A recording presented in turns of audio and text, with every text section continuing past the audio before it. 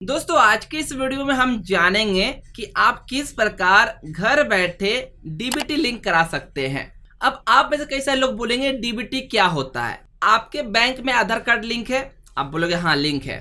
क्या आपके आधार कार्ड में बैंक लिंक है? अब आप बोलोगे ये क्या होता है, तो इसे ही हम डीबीटी कहते हैं, डायरेक्ट बेनिफिट ट्रांसफर, जिसमें आपके आधार कार्ड में जो बैंक को लिंक कर रखे हैं डीबीटी के तहत आपको किसी भी तरह की सरकारी स्कीम, केंद्र सरकार या राज्य सरकार से तरफ से मिलने वाली स्कीम जो अभी 300 से ऊपर स्कीम है, उसका सीधा यानी कि डायरेक्ट बेनिफिट जो सुविधाएं होती है ट्रांसफर सीधे आपके खाते में, बीच में कोई भी दलाल की जरूरत नहीं है, वो आएगी। इसे हम डीबीटी कहते हैं, जो आपकी किसी न किसी बैंक से जुड़ी होती है। कई सारे लोगों के बैंक से जुड़ा ना होने के कारण ये लाभ नहीं मिल पाता है, और कई सारे को लोगों की गलत बैंक में लिंक होने के कारण जिस बैंक में पैसा कटते या फिर उसको एक्सेस नहीं है उसमें चला जाए, जिनको उनका ये पूरा लाभ नहीं मिलता है, जिसे आप खुद से बदल कर इस पैसे का लाभ ले सकते हैं। इस लाभ के अंतर्गत आपको मनरेगा के काम के पैसे, जो गर्भवती महिलाएं हैं, प्रधानमंत्री मातृ वंदना योजना PMMVY, पीएम किसान, ये जो सबसे ज्यादा फेमस है, 2000 रुपए आते हैं। डीबीटी लिंक होना चाहिए, बैंक सीडिंग होनी चाहिए। अगर आप स्टूडेंट है तो आपको छात्रवृत्ति मिलती होगी, वो भी इसी के तहत आती है। अगर आप अपने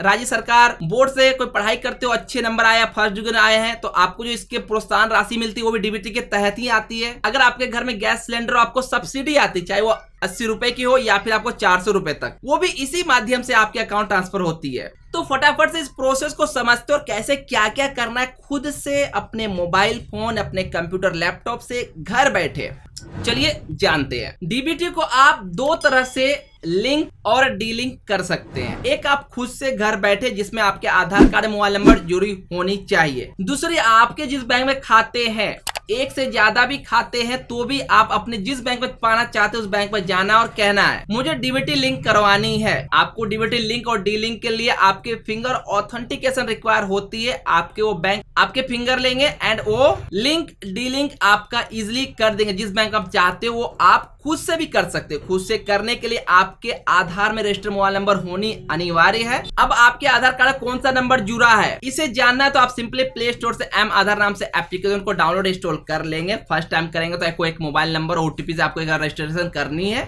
यहाँ पे आने के बाद आपको यहाँ चेक आधार वैलिडिटी का ऑप्शन देखने को मिलेगा। आप अपना आधार नंबर और कैप्चा कोड डालकर जैसे सबमिट करेंगे, आपके यहाँ पे एज, जेंडर, स्टेट और आपके मोबाइल नंबर के लास्ट के 3 डिजिट देखने को मिल जाएंगे। अगर वो नंबर एक्टिव और आप इस्तेमाल में कर रहे हैं तो आप आगे प्रोसेस कर सकते हैं। साथ ही साथ आप इस एम आधार ऐप के माध्यम से यहीं पे आपको टॉप पे आपको चेक रिक्वेस्ट स्टेटस के अंदर आप यहाँ पे बैंक सीडिंग स्टेटस ऑप्शन मिलेगा, इस पे क्लिक जैसे आप करेंगे एंड यहाँ फिर से आप अपना आधार नंबर एंड ओटीपी रिक्वेस्ट करेंगे, और आपके रजिस्टर मोबाइल पे जो ओटीपी कर वेरीफाई जैसे आप करेंगे तो आपकी कौन से बैंक लिंक है। मेरे कंडीशन यहाँ पे एयरटेल पेमेंट्स बैंक लिंक और एक्टिव है, जिसे हमने कब लिंक कराया था ये डेट भी आपको देखने को मिल जाएगी।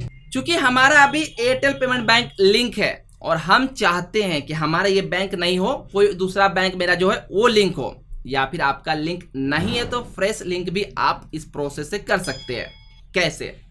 सिंपली आपको अपने मोबाइल के ब्राउजर पे आनी है। यहाँ आने के बाद आपको सर्च करनी है NPCI।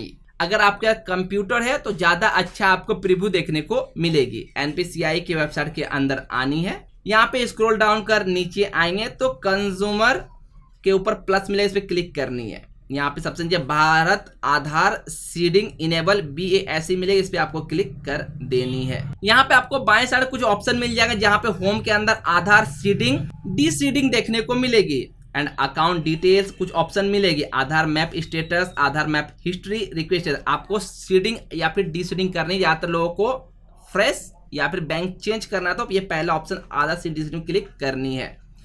जैसे क्लिक करेंगे ऊपर आपको टाइमिंग दे जाएगा, इसके अंदर आप प्रोसेस करते हो, ठीक है, नहीं तो फिर आपको दोबारा करना होगा। यहाँ से पहले इंटरव्यू आधार नंबर, तो अपना आधार नंबर दर्ज करनी है, जो आपको किसी न किसी मोबाइल नंबर से आधार नंबर लिंक होनी ही चाहिए। हमने अपना आधार नंबर दर्ज किया। यहाँ पे बोल रहा है request for Aadhaar seeding D seeding, तो हमें भैया सीडिंग करनी है तो सीडिंग में क्लिक करनी है। अगर आपको हटानी है, जिस बैंक से आपको डीबीटी हटाना है तो डी सीडिंग भी कर सकते हैं।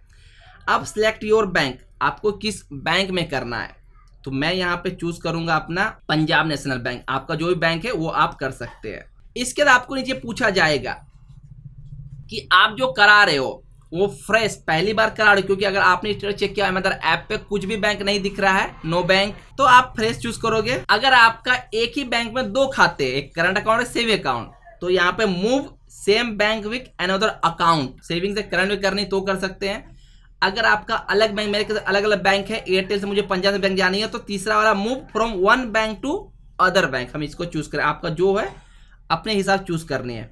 इसके बाद आपकी जिस बैंक में करनी है, जिसको सीड करना, उसका अकाउंट नंबर यहाँ पे दर्ज करना है। जब आप अपना अकाउंट नंबर डाल देंगे, ख्याल रखिए ये सारी जानकारी आप अपने सामने रखें, तो कि वक्त कम मिलता है। यहाँ पे बाय सबमिटिंग में क्लिक करेंगे एंड आप स्क्रॉल डाउन पर नीचे आएंगे, यहाँ पे कैप्चा मिला है, कैप्चा को आपको सही सही दर्ज करनी है, 642866 हमारे केस में है, एंड यहाँ पे आप सबमिट पे क्लिक कर देंगे। ख्याल रखिए आपको एक टर्म कंडीशन पेज आएगा, यहाँ पे आपको नीचे आने के बाद अग्री एंड कंटिन्यू करनी है, आपका प्रोसेस ले जाए, फिर एक ओटीपी रजिस्टर आधार नंबर पे गिरेगी आपको। जब आप अपनी ओटीपी दर्ज कर सबमिट करेंगे, अगर आपका सब कुछ सही है, एनपीसीआई का सर्वर सही है, तो आपको यहाँ बताएगा your Aadhaar number is currently mapped to Airtel payment bank, जो कि हमने अभी यहाँ पे देखा था, and to proceed with Punjab National Bank हम करेंगे कंफर्म। जैसे कंफर्म करेंगे, यहाँ पे हमारा जो भी प्रोसेस दिया जाए, आधार सीडिंग का जो प्रोसेस आपके सामने चलना शुरू हो जाएगा। काइंडली चेक भी आफ्टर सम, यानी कि आपका रिक्वेस्ट जो है ले लिया, यहाँ पे गया है। कभी कभी हो सकता है आपको यहाँ पे एरर दिखने को मिले, no response receive cancel by NPCI. ये तभी हो सकता है जब इसकी सर्वर डाउन हो एनपीसीआई की, तो आप समय बाद दोबारा ट्राई करके देख सकते हैं, सुबह या देर रात के बाद ट्राई करें, उसमें सर्वर काफी फ्री होता है। वैसे ये एरर मारने के बाद भी हमने चेक किया, तो हमारा एयरटेल पेमेंट बैंक जो आपको दिख रहा था वो बदल के इंस्टेंट कुछ ही देर के बाद पंजाब नेशनल बैंक हमारा जो इसके एप्लीकेशन है उसके ऊपर आ गया, एरर मारने के बावजूद भी। The above data फैचिंग by the NPCI Punjab bank, और डेट जो दिखा लिंकिंग जो अभी मैं वीडियो बना रहा हूँ 11 तारीख 8वां महीना 2025, यानी 11 अगस्त को मैं वीडियो शूट कर रहा हूँ, इस वक्त की ये बात है, और हमारा चेंज हो गया है। तो इस प्रकार से आप घर बैठे कर सकते, लेकिन ख्याल रखिए आपके बैंक से आपके आधार कार्ड की केवाईसी की गई हो, और आपका नंबर लिंक होना अनिवार्य है ही है, नाम आपका कुछ मिसमैच ना हो सकता, नाम कभी बैंक में कुछ और नए में आधार में कुछ और, तो कभी कभी इशू आ सकती है, तो इन चीज का आप जानकारी ले ले, इनकेस अगर आपको इस तरह का समस्या देखने को मिले।